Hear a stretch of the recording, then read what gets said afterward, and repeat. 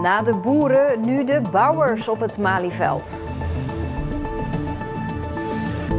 Het is woensdag 30 oktober. Dit is Zeeland Nu. 100 zeeuwen tussen duizenden actievoerders. Snel alle aardappelen van het land. En de laatste keer koffie bij de Agrimarkt.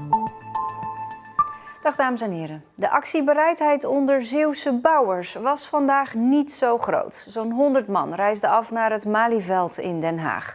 Ze kwamen in actie tegen onder meer de regels voor stikstof. Op tijd uit bed moesten de Zeeuwse actievoerders vandaag. Aannemingsbedrijf H4A had een bus geregeld zodat de groep Zeeuwse actievoerders gezamenlijk richting Den Haag kon rijden. Op het Malieveld was er een duidelijke dresscode afgesproken. Oranje. En er waren speeches van politici. Het land gaat niet op slot. En er was passende muziek geregeld.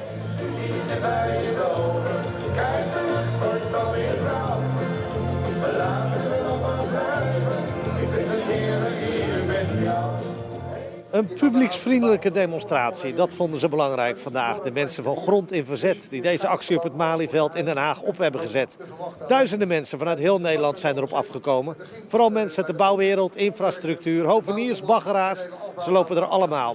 Vanuit Zeeland is de schatting dat er ongeveer 100 personen op af zijn gekomen. Want de actiebereidheid in onze provincie was niet zo heel groot. Ondernemers in Zeeland zijn meestal MKB-bedrijven en kleiner. Die hebben redelijk de werk. En die zullen ook moeten zorgen dat er centen binnenkomen. Dus je gaat niet zomaar een dag weg. Dat is één. Het tweede punt is, Zeeland is een wat behoudende provincie. En ook dat zal meespelen in het feit van, ga je nu wel of niet naar Den Haag? Andere regio's zoals Friesland waren beter vertegenwoordigd vandaag. Maar aan het enthousiasme van de Zeeuwse demonstranten zal het niet gelegen hebben. Het is de eerste keer in mijn leven dat ik naar zoiets toe ga. En het is indrukwekkend. Ja, ik vind het prachtig. En het is ook voor een goede zaak. Want het gaat iedereen aan. We zitten nog goed in ons werk. Maar ja, er komt natuurlijk een periode waarin het als met deze maatregelen dat het niet meer zo is. Dus daarom zijn wij hier. Het belangrijkste woord wat de demonstranten betreft vandaag is het woord nu. Want ze willen dat er nu actie wordt ondernomen tegen de regels rondom PFAS en stikstof. In Zeeland is bekend dat er tientallen bouwprojecten stil liggen op het moment. En dat kost de bouwsector veel geld en dat gaat binnenkort problemen opleveren. Er moet zo snel mogelijk, en iedereen riep vandaag nu, het zou ook het mooiste zijn, inderdaad met maatregelen gekomen worden waarmee je wat kunt.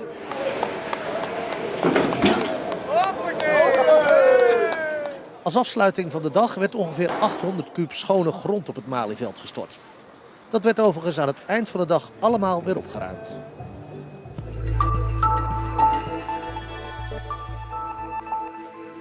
De douane heeft tijdens een controle in de haven van Vlissingen in een container ruim 1000 kilo cocaïne gevonden. De pakjes zaten verstopt tussen bananen en werden door speurhonden ontdekt. De container kwam uit Ecuador en was bestemd voor een bedrijf in Heer Hugo Waard, maar dat bedrijf zou niets met de smokkel te maken hebben. 15 jaar gevangenisstraf heeft het Openbaar Ministerie geëist tegen de verdachte van de moord op een 54-jarige man uit Drijschor. Het slachtoffer werd bij zijn bedrijf in Alphen aan de Rijn op gruwelijke wijze vermoord, geslagen met een bijl en gewurgd met een touw. Degene die daarvan verdacht wordt is zijn zakenpartner, die werd 6 weken na de moord aangehouden. Er zou ruzie zijn geweest om geld.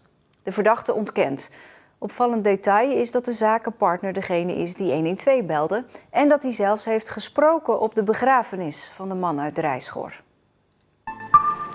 Boerenbedrijven halen deze week alles uit de kast voor de aardappeloogst. Normaal gesproken start die eind september, maar door de vele regen van de afgelopen weken werd de oogst uitgesteld en is nu nog maar net begonnen. Daardoor maken loonbedrijven lange dagen. Ik ga er maar vanuit dat we normaal 3 weken nodig hebben om de aardappels te rooien en eigenlijk moet dit nu een 1,5 week. En ja, dat is wel moeilijk.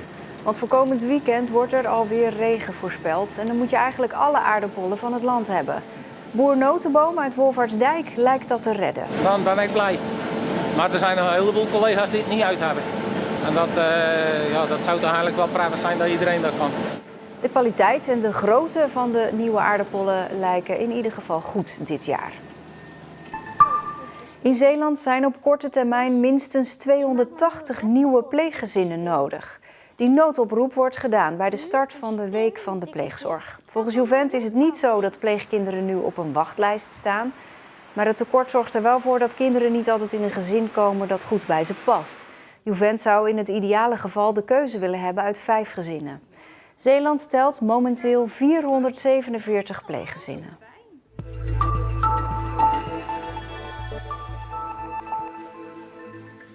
Het is een verzameling waarbij je niet meteen denkt aan 16-jarige jongens. Teun Gijssel uit Hulst kocht een aantal jaar geleden een oude vouwwagen en ging daarvoor op zoek naar bijpassende jaren 70 campingspullen. En toen stuitte hij op iets waar hij helemaal weg van raakte. Het past echt bij de jaren 70 met geribbeld deksel en een bloemetje erop. En verschillende dingen ervan, dus dat past allemaal mooi bij elkaar. Jawel, we hebben het over Tupperware. Niet alledaags en dat weet Teun zelf natuurlijk ook wel. Ik weet ook helemaal niemand die dat zou verzamelen, van mijn leeftijd vooral. Waarom heeft het jou dan toch gepakt? Omdat je het ook vaak tegenkomt en je komt ook in contact met mensen. En ja, het past bij de jaren 70 en bij de caravans en vouwwagens en zo. Want daar is de Tupperware-verzameling ooit begonnen toen hij op zoek ging naar campingspullen in de stijl van de jaren 70. En daar blijft het niet bij. Ik verzamel nog meer. Alles uit de jaren 70 en ook nieuwe dingen wat in de jaren 70 is geweest. Net als een jukebox blik en zo. Allemaal die dingen. Deze caravan is sinds een paar jaar mijn opslag geworden. Eerst had ik hem van mijn ouders gekregen, mijn broer en ik dan, als speelcaravan. Dat hebben we ook nog wel gebruikt, maar later is het toch wel een opslag geworden. En het meeste hierin is wel van mij. Hij begon zijn verzameling een klein jaar geleden en heeft ondertussen 300 verschillende artikelen. En normaal zitten die in dozen, maar de komende weken zijn ze te bewonderen in de bibliotheek van Hulst. Ik had toen geschreven of ik mijn Tupperware hier mag tentoonstellen. En het was een kookboekenweek, dus dat hebben ze gedaan. Waarom wilde je dat zo graag? Ook gewoon om te laten zien wat ik heb, zeg maar. En dan kan ik het dus mooi uitstellen en op de hoop dat ik meer Tupperware kan krijgen. Want van Tupperware heb je natuurlijk nooit genoeg. En dus doet hij oproepjes, speurt hij op websites waar hij bijvoorbeeld dit speelgoedsetje vandaan heeft. Maar ook rommelmarkten zijn favoriet. Samen met zijn ouders en broer op jacht naar meer. Hoe gaat dat als jullie met z'n allen naar een rommelmarkt gaan? Goed. Boodschappentas mee, van die grote. Ik kan lekker veel in. En genoeg geld. En plek in de auto. Grote auto meenemen. Ja, of maar 2. Nog een naaimachine. Wanneer is het voor jou genoeg? Wanneer mijn huis later vol staat. En mijn schuur.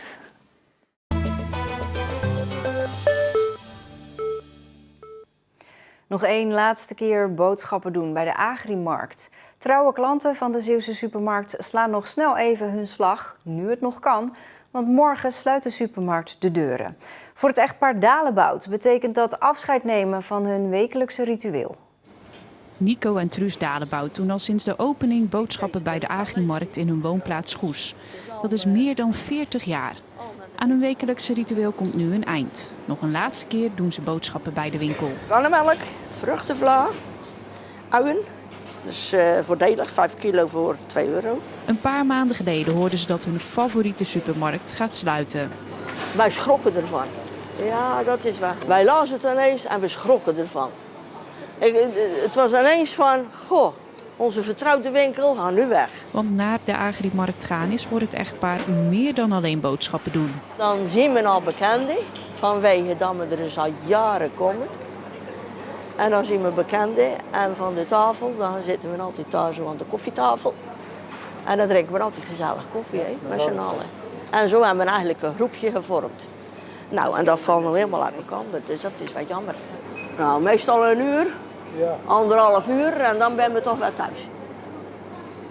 Dat ligt eraan wie of er allemaal zit. Jumbo neemt het filiaal in Goes over en bouwt het om tot de eerste Jumbo Food Market van Zeeland. Het echtpaar weet nog niet zeker waar ze hun boodschappen nu gaan halen. De kans zit erin dat ze naar de nieuwe eigenaar komen, maar dan heeft Nico nog wel een laatste verzoek. Al de streekproducten, hè, dat vind ik wel een... Ik hoop dat in die nieuwe winkel van de Jumbo, als ze dat toch alsjeblieft blijven doen. Hoor. Maar dat denk ik dat veel mensen dat willen. Echt waar. Hoor. Uit de regio streekproducten, weet u? Ja. Ah, oké. Dankjewel, hè. Het enige wat dan nog blijft zijn de herinneringen. Om die te koesteren hebben de twee nog wat aandenkens meegenomen. Waaronder plastic tasjes. Dat slaan we nog even in. Dat vonden we toch wel leuk. Als het einde. En de folder, de laatste folder. Die denk ik dan maar nog bewaren. Die gaat ingelijst boven jullie bed. Nou, dat zal nog niet ineens, maar het blijft wel bewaard. Prettige dag. Tot ziens. Hoog. En verslaggever Carlijn de Splenter is in de studio. Ja, waarom wekt het sluiten van deze winkel nou deze gevoelens op? Het is maar de supermarkt. Ja, dat zou je denken, hè, inderdaad. Maar de Agrimarkt staat toch echt bekend om het Zeeuwse karakter. Ze verkopen ook heel veel streekproducten. En dat gaan veel Zeeuwen toch echt missen. Maar als ze nou zoveel trouwe klanten hebben, waarom gaan ze dan dicht? Nou, de eigenaar van de 6 agrimarkten, dat is landbouwcorporatie CZAV... Ja, die ziet eigenlijk geen toekomst meer in de supermarkt. Ze hebben heel veel concurrentie van de grote supermarktketens... die bijvoorbeeld al over zijn gegaan op online boodschappen doen. Nou, als de agrimarkt dat wilde gaan doen, ja, dat zou zoveel kosten, dat zagen ze niet zitten. Nee, nou wordt deze winkel een Jumbo. Wat gebeurt er met de andere filialen? Ja, deze winkel wordt inderdaad in 4 weken tijd omgebouwd tot de Jumbo-formule. De andere supermarkten ook, behalve die in Terneuzen en Oud-Beierland. Dat wordt een Lidl. Dankjewel. De dag begon koud. Er was zelfs vorst aan de grond vanmorgen vroeg. Maar het werd een zonnige dag. De temperatuur kwam niet hoger dan 10 graden. Ook morgen volop zonneschijn en opnieuw 10 graden. De dagen erna lopen de temperaturen op, maar het wordt wel grijs en regenachtig. De gevolgen van alcohol in het verkeer kunnen dramatisch zijn. Zie je zo meteen in Zeeland Veilig. Het is gebeurd bij kilometerpaal 2,8 hier zo. Vanuit de andere kant kwam er een Fransman. Hij was aan het inhalen en hij is in de berm terechtgekomen met het terugsturen en uiteindelijk op mijn weghelft terechtgekomen. En precies, wij zijn frontaal op elkaar gebotst. Ja, dat dus straks. Zojuist is bekend geworden dat vanmorgen een 6e verdachte is aangehouden in het lopende rechercheonderzoek naar de brute woningoverval in Grijpskerken na festival Rieps. De man werd om 11 uur op straat aangehouden. De politie onderzoekt zijn precieze aandeel bij de overval en wil ook nog niet zeggen waar de aanhouding plaatsvond. Nog meer aanhoudingen worden niet uitgesloten. En dat was Zeeland Nu. Ik zie u heel graag morgen weer. Tot dan, fijne avond.